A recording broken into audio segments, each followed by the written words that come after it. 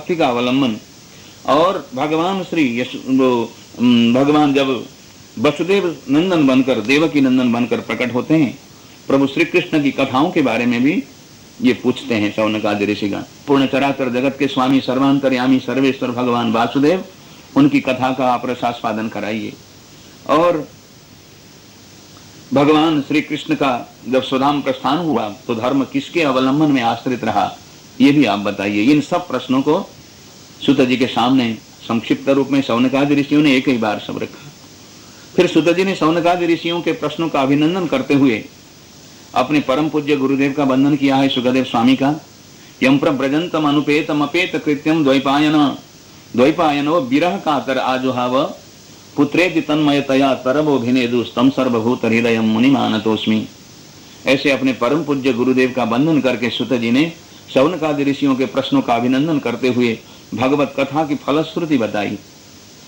धन्य है आप भगवान कृष्ण की कथा सुनने के लिए बड़े उत्सुक हैं। भगवान की कथा सुनने के लिए जो अग्रसर होता है उसको क्या फल मिलता है? शौनकादि ऋषिगण मैं आपको बताता हूँ। जो भगवान की कथा सुनते हैं, श्रृण्वताम स्वकथाम कृष्ण पुण्य श्रवण कीर्तनः हृद्यंतस्थो ह्यभद्राणि विधुनोति सुरित शताम। भगवान सज्जनों के बड़े प्यारे हैं और संत बनकर, मधुकर बनकर भगवत कथा रस में निमग्न बनने वाले भक्त जनों के हृदय में प्रकट होकर भगवान समस्त अभद्रों को, अमंगलकारी विचारों को प्रक्षालित कर देते हैं।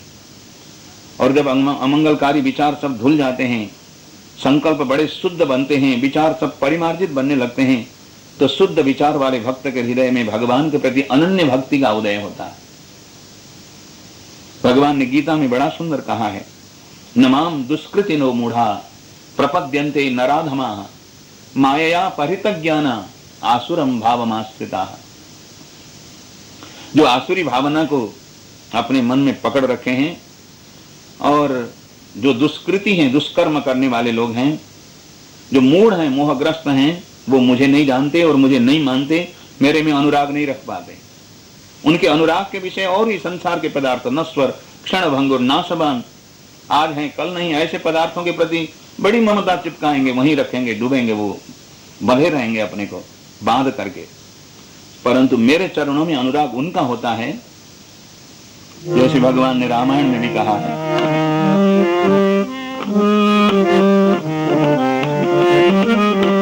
निर्मल मन जन सो मोहे पावा,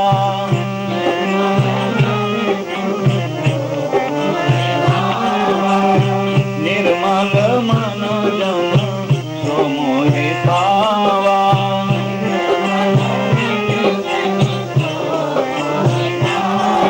भगवान ने ये नहीं कहा कि जिसके पास बहुत प्रचुर धन होगा, बड़ी बड़ी बिल्डिंगें होंगी, बहुत सुंदर चमचमाती कारें होंगी और बहुत प्रकार की सुख सुविधाओं से भरा जो होगा वो मुझे पाएगा।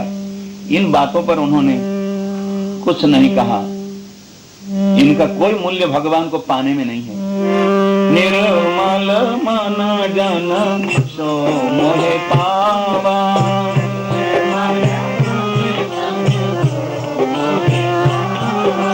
मोहे कपट छल छीद्र भावा।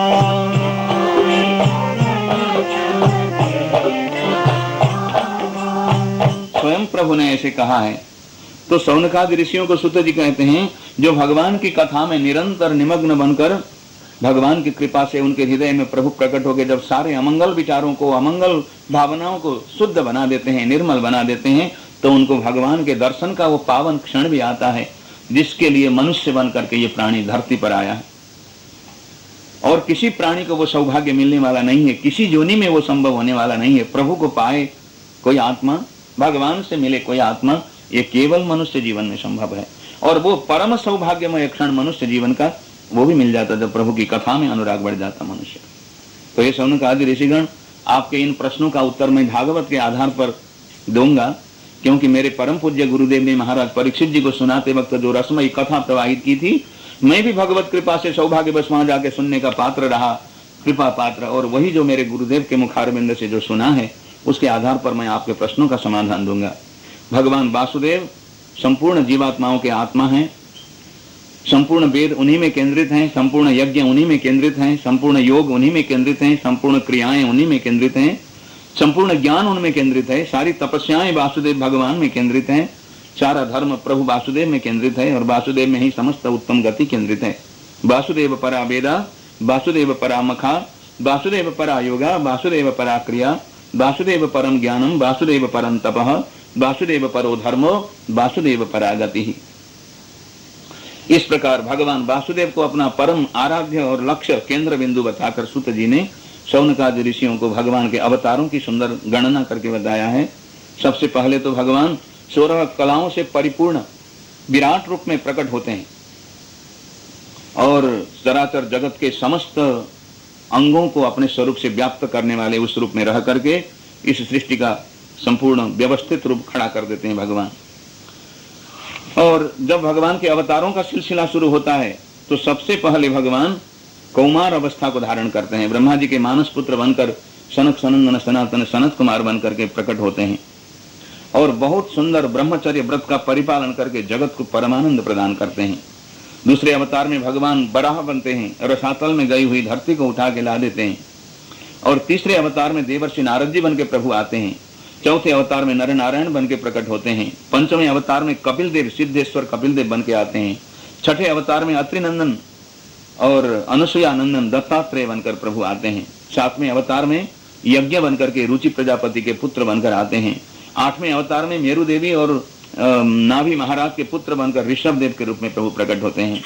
और 9वें अवतार में भगवान पृथु महाराज अर्ची महारानी के साथ आते हैं, प्रकट होते हैं।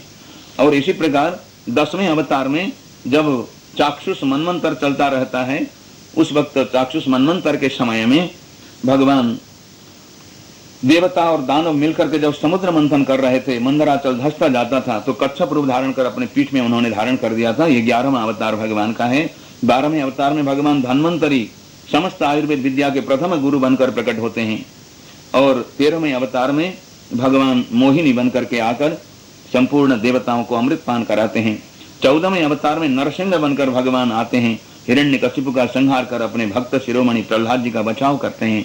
15वें अवतार में प्रभु बामन बनकर के आते हैं और 3 पांव जमीन मांगने के बहाने बलि महाराज के दर्प का शमन कर देते हैं और देवताओं की गुमी हुई संपत्ति दिला देते हैं। और 16वें अवतार में भगवान 21 बार संपूर्ण धरती को निक्षत्रिय बनाने का संकल्प लेकर विशाल फरसा हाथ में लेकर परशुराम बनकर प्रकट होते हैं। अग्रतः चतुरो वेदा पृष्ठतः सतरम धनु वाला उनका रूप होता है। 17वें अवतार में भगवान वेदव्यास नंदन पराशर नंदन वेदव्यास सत्यवती नंदन बन करके प्रकट होते हैं और 18 पुराणों की रचना करते हैं। नर देवत्व आपन्ना सुर कार्य चिकित्सया, इसके बाद सामान्य माया मनुष्य रूप लेकर के लोगों की दृष्टि में मनुष्य जैसे दिखने वाले बनकर पर अपने सच्चिदानंदमय स्वरूप को संपूर्ण भक्तजनों के हृदय में व्यवस्थित कर भगवान राम के रूप में मर्यादा पुरुषोत्तम बनकर प्रकट होते हैं।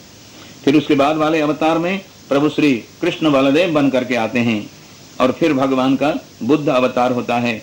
और अंत में संपूर्ण रूप में इस सृष्टि को जब पाप कलुषित देखते हैं भगवान उन पापों का निवारण करने के लिए कल के रूप में प्रकट होते हैं और उन समस्त पापों का निवारण करके सत्य युग की भूमिका निर्वाह करते हैं, पूर्ण करते हैं और सत्य युग की शुरुआत भगवान की कृपा से फिर होने लगती है। हे शौनक आदि ऋषिगण, ये तो सब भगवान के मैंने जितना बना संक्षिप्त रूप में आपके समक्ष रखे हुए अवतार के स्वरूप हैं। भगवान की अवतारों की गणना कोई नहीं कर सकता, भले धरती की धूलि कणों को कोई गिन सके परंतु भगवान के अवतारों का गणन कोई नहीं कर सकता। एते तांस कला पुंस कृष्णस्तु भगवान स्वयं, भगवान के इन अवतारों की श्रृंखला में पूर्णतम अवतार के रूप में भगवान देवकी नंदन वसुदेव नंदन ब्रजेंद्र नंदन नंद नंदन यशोदा नंदन बनकर प्रकट होते हैं। वो प्रभु का पूर्णतम अवतार है। भगवान की पूर्णतम अवतार स्वरूप श्री कृष्ण प्रभु की लीलाओं से भरा हुआ ये श्रीमद् भागवत साक्षात ब्रह्म अर्थात वेद तुल्य है, ब्रह्म संहितम है। ये समस्त चराचर जगत के प्राणी मात्र का उद्धार हो इस संकल्प से वेद व्यास जी के पुत्र सुखदेव स्वामी ने महाराज परीक्षित जी को ये कथा सुनाई है। समस्त वेदों के इतिहासों के सार सार से ये बनी हुई कथा है।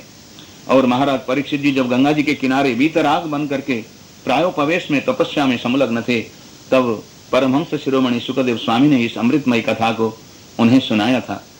इतना जो सुना शौनकादि ऋषियों ने उनके मन में कौतूहल जगे, कई प्रकार की भावना जगी मन में, पूछने की बात मन में आई। उन्होंने कहा, हे सुत जी, आपने तो बड़ी मार्मिक बातें कही। श्रीमद् भागवत की रचना जैसे आप बता रहे हैं बहुत सारपूर्ण है, सारे शास्त्रों का निचोड़ है। इसकी रचना कब हुई, किसने की, किसकी प्रेरणा से और किस स्थान पर हुई? शौनक जी ने इस तरह से पूछा। और सुखदेव स्वामी ने इस पावन ग्रंथ का इतना लंबा चौड़ा अध्ययन कैसे किया? वो तो एक गाय को दूहने बराबर का समय ही कहीं बिताते थे, उससे ज्यादा कहीं टिका नहीं करते थे। इतना लंबा आख्यान उनको पढ़ने का मौका कैसे मिला? और महाराज परीक्षित जी को उन्होंने सुनाया। यह आपने बताया महाराज परीक्षित जी बड़े चक्रवर्ती नरेश थे, वैभव था अतुल, उनका अनंत वैभव समृद्धि थी उनकी। ऐसे महाराज, और वो भी वृद्धावस्था की बात नहीं, वो तो अभी उम्र उतनी परिपक्व उनकी थी नहीं, फिर भी उस अवस्था में उतने वैभव समृद्ध विशाल राज्य को छोड़कर एकाएक कैसे गंगा जी के किनारे पहुंचे? क्या ऐसी घटना घट गई उनके जीवन में? और परमहंस शिरोमणि सुखदेव स्वामी के साथ उनका मिलना कैसे हुआ? इन सब बातों को आप कृपा करके बताइए। सबसे पहले श्रीमद् भागवत की रचना किसकी प्रेरणा से, कब, कहां हुई? जब ये प्रश्न उन्होंने पूछा तो देवर्षि नारद जी का आख्यान सुना करके सुत जी अब इसका समाधान देते हैं। एक बार की बात है, वेद व्यास जी अपने सम्याप्रास नाम के आश्रम में सरस्वती के किनारे उच्च सुंदर, जो सुंदर दिव्य स्थान था, वहां पर उनका दिव्य आश्रम था। वहां पर कुश के आसन में विराजमान होकर पद्मासनस्थ बनकर अपने अवतार के कृत्यों को स्मरण करने लगे। मैंने जिस लक्ष्य से अवतार ग्रहण किया, मैं व्यास बन के पैदा हुआ हूं भगवान की प्रेरणा से, वो कार्य मैंने कितना किया, अपना अवतार कृत्य वो याद करने लगे। तो उन्होंने याद किया, 17 पुराण मैंने बना लिए हैं, महाभारत की रचना हो चुकी है, ब्रह्म सूत्र की रचना हो चुकी है, और संपूर्ण धर्म अर्थ काम मोक्ष चारों पुरुषार्थों का वर्णन हो चुका है। बड़े बड़े राजर्षियों के वर्णन, वंश वर्णन हो चुके हैं, और ब्रह्मचर्य आश्रम, गृहस्थ आश्रम, वानप्रस्थ आश्रम, संन्यास आश्रम जैसे आश्रमों का, ब्राह्मण, क्षत्रिय, वैश्य, शूद्र आदि वर्णों का, उन सब का व्यवस्थित धर्म स्वरूप मैंने प्रतिपादन किया है। ऐसा सब सोचते गए अवतार कृत्यों को, और करते करते जब सोचते जा रहे थे, मन में आया कि कोई चीज कमी रह गई, कुछ करना बाकी है। एक खटका सा लगा मन में। क्या खटका रहा, वो सोचने लगे। सोचते सोचते उन्होंने पता लगाया कि और सब कोई नहीं, ये खटका जरूर भागवत धर्म का निरूपण मैंने नहीं किया, यही खटका होगा। भागवत धर्म अर्थात वैष्णव धर्म, इसको भागवत धर्म कहिए, वैष्णव धर्म कहिए, बात एक ही है। वेद व्यास जी मन ही मन सोच रहे हैं, किंबा भागवता धर्म न प्रायण निरूपिता प्रिया परम हंसानाम तय वही अच्युत प्रिया। अर्थात मैंने और सब तो वर्णन किया, प्रतिपादन किया, परंतु भागवत धर्म का प्रतिपादन अभी तक नहीं किया। और भागवत धर्म ही परम हंसों के लिए परम प्रिय है। प्रिया परम हंसानाम। इस सृष्टि के भीतर दो तरह के प्राणी रहते हैं, एक तो हंस प्राणी और एक काक प्राणी, जो निरंतर जहां जाओ विषय का ही चिंतन करते रहते हैं। कहां खाने को बढ़िया मिले, कहां बढ़िया भोजन मिले, बस यही जिनके मन में सदा घूमता रहता है, समझना वो विषय के पिपासु काक प्राणी कहलाते हैं। परंतु विषय केवल शरीर निर्वाह तक के लिए है। हमारी जो चिंतनीय वस्तु है वो तो आत्मा है। हमारे आत्मा का जिस प्रकार से उद्धार हो वो हमारा सदा सदा के लिए चिंतनीय है। ये विवेक जिनके हृदय में रहता है वो हंस प्राणी होते हैं।